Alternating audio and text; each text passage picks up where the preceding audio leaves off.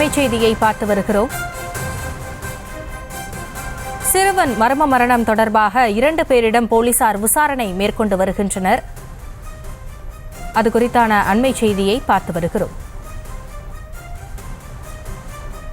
நேற்று மாலை சிறுவன் காணாமல் போன நிலையில் இன்று சடலமாக மீட்கப்பட்டான். இந்த நிலையில் 2 பேரிடம் போலீசார் விசாரணை மேற்கொண்டிருக்கின்றனர்.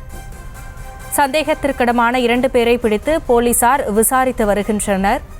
சிறுவனின் சடலம் மீட்கப்பட்ட வீட்டிற்கு எதிர் வீட்டில் உள்ளவர்களிடம் விசாரணை மேற்கொள்ளப்படுகிறது. அது குறித்தான அண்மை செய்தியை பார்த்து வருகிறோம். இது குறித்த கூடுதல் விவரங்களோடு இணைகிறார் எமது செய்தியாளர் முத்துராமன். சிறுவன் சடலமாக மீட்கப்பட்ட இந்த சம்பவத்தில் தற்போது விசாரணை எந்த அளவில் இருக்கிறது? வணக்கம். சடலமாக மீட்கப்பட்ட இந்த சிறுவனின் உடல் இப்போ இந்த தூத்துக்குடி மாவட்டம் கோயில்பட்டியில் இந்த காந்தி நகர் பகுதியில் பெரும் பரபரப்பாகவும் பெரும் ஒரு ஆழ்ந்த சூழ்நிலையில் ஏற்பட்டிருக்கிறது. அதாவது சடலமாக மீட்கப்பட்ட அந்த குழந்தையின் நேற்று முதல் தேடி வந்த நிலையில், அதாவது அவங்க வீட்டில் அருகே ஒரு 2-3 வீடு தூரத்தில் உள்ள வீடுகளில் தகவல் கொடுத்த ஒரு வீடுகள் மட்டும் இந்த தடவில் நிபுணர் கலா தலைமையில் ஆய்வு செய்யவில்லை. அதேமாரி தனிப்படைகளும் அதை செய்யவில்லை.